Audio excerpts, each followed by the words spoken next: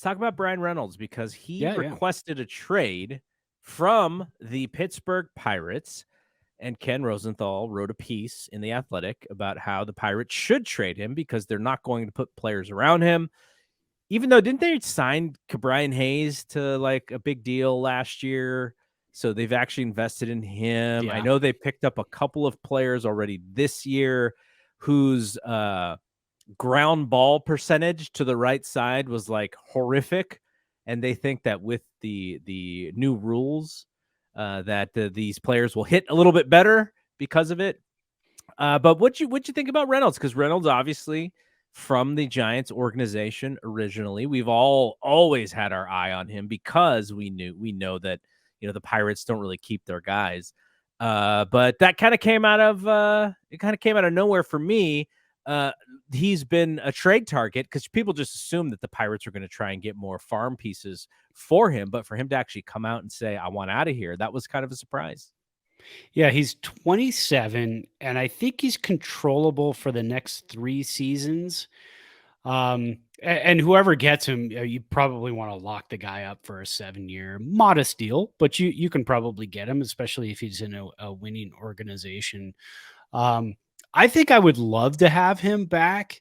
It hurt, when they traded him away, but I think I would like him. He'd be a good complementary piece. But the problem is, like you and I had talked about, if he goes for a top 5 prospect or 2 of your top 5 prospects, that's a rough trade. Anywhere from like the 6 to 20 range.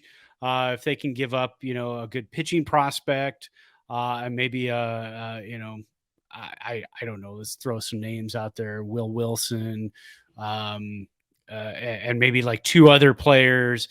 Something the Pirates can build around, because the Pirates seem like they're always building, right? I mean, they're in the top 3, I think, this year in the draft lottery. I think they have a 16.5% chance of getting that number 1 overall pick. I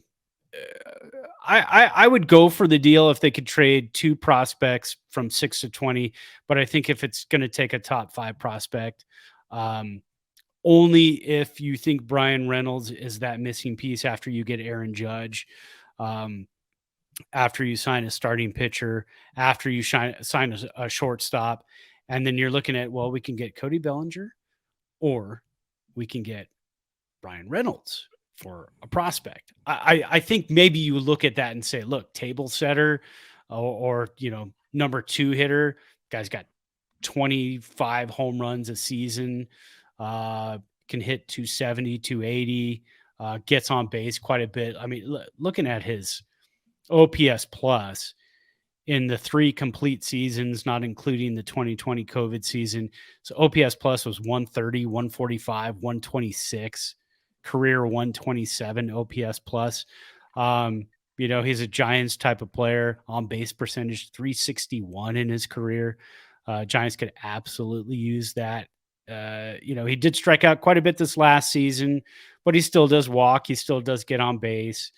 Again, hit 262. 2021 hit 302. So, I mean, really, truly, he is a 300 hitter, controllable for 3 years. I think the Giants would like that. I would go for it. Again, if he's that piece that the Giants need, I would say go for it. Okay.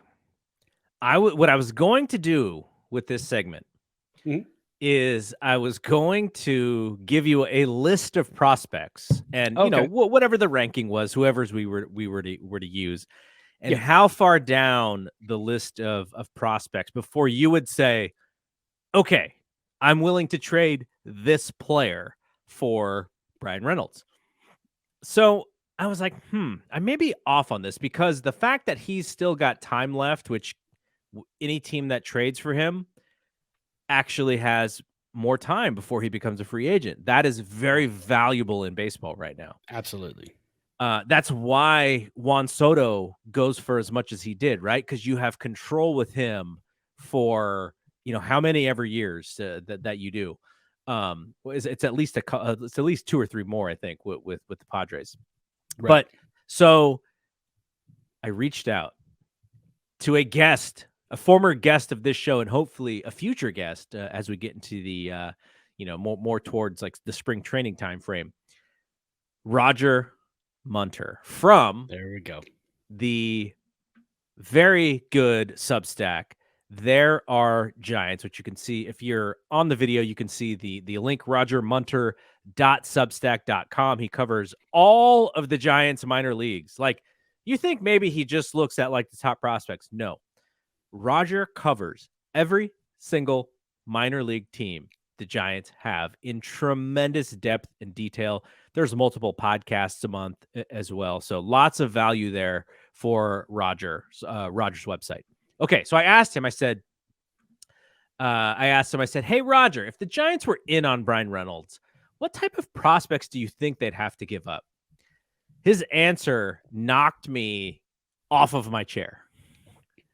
He said, it would need to start with Luciano or Harrison. Start with Luciano or Harrison. And then add probably 3 other players, with the last one being a low-level pitcher of some sort. Something like Luciano, McRae, Matos, Brown, Arteaga, and then he said, comma, Black Silva, and Jose Cruz. Maybe you could get away with the last piece being somebody like Jerelmy Maldonado. Now, this is why Roger is Roger, because I've never heard of Jerelmy Maldonado. But we've heard of these other prospects, and Yeah. You're talking about that's like 3, 4, 5 probably of their top 10 that he listed. 4 of their top 10. So you're not talking about a Matos and then single A guys, right? That Right. are just random single A guys. You're not talking about, oh, let's kind of slide in a Hunter Bishop there, and it's not that. Yeah. So that is a heavy lift, which then I said, oh, so they're not going to be in on him. and so Roger said they're probably going to kick the tires, but it's really the Padres hold all the leverage because they don't have to move him. They don't. He's a Pirate until they decide that he's not a Pirate, right? So Yeah, it's really the leverage is with the Pirates, which is why that heft is so high. Now, what could happen is if they go into the season and then Reynolds struggles, then the price lowers, obviously. But as it currently stands in the offseason, when teams are going like, oh, we could get Reynolds back to his all-star caliber player, that's kind of how everybody sees him. So the price is very high. Wow. Okay. Yeah. I mean, that changes things. And again, like I said, so it's striking when the iron's hot. So if the Dodgers start to have a bad offseason, again, they have so many prospects in their minor league system, they can just start to kind of plug guys in when they lose them. But if they start to have a bad offseason where they're not getting the big names that they want to get, I mean, already we know they're not getting DeGrom, they're not getting Verlander, they're not getting Trey Turner back. Those things are happening. Most likely won't get Judge. Where will they start to go from there? Again, they have a great team, as we saw last year. They can still win with the team that they currently have. They can win the division. They can win a couple of rounds of the playoffs. They can even win the World Series with the team that they currently have.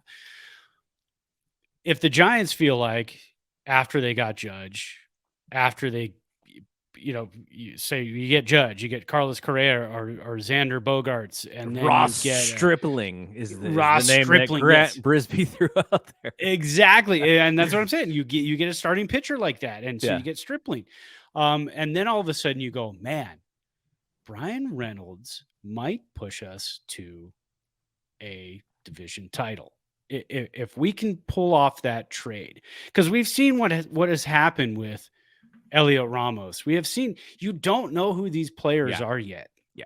You know who they are in the minors. You don't have any idea who these players are in the majors. You certainly know who Bryan Reynolds is in the majors. And you certainly know who, other trade targets who play, like Teoscar Hernandez going from the Blue Jays to the Mariners. You know who he is. So you give up prospects to get those players. So if the Giants feel like fun MLB The Show player you know, right there too. yeah, exactly. And so if the Giants look at that and they say, we know who Bryan Reynolds is, we can do this, and this will push us over the edge. This will get us into the playoffs for the next 3 or 4 years. Let's go for it. And I wouldn't have a problem with it, because again, you and I grew up in an era where it was like, if you had a prospect, he was total hit or miss. Will Clark, Robbie Thompson, you love to see those guys come up. They do their thing. But then we are also in an era too where it was like, trade the prospects and get the guy at the trade deadline that is going to help you. Get the Ellis Burks that is going to help you and push you into the playoffs and do that thing. Get Hunter Pence. You're just going to do it. You're going to go get Carlos Beltran. I know that didn't pan out, and Zach Wheeler is doing awesome, but you still make that trade because you strike when the iron's hot, and you do it when the window is open. And that's what, right now, like with the Phillies, they're doing that. The window is open.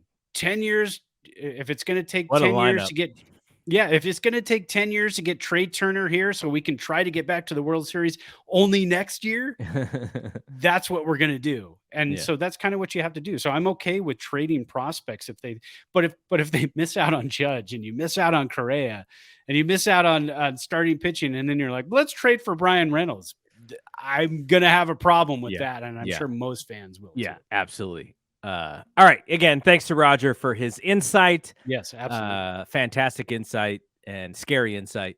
But but yeah, a lot of big names, man. Yeah, it's a lot of big names.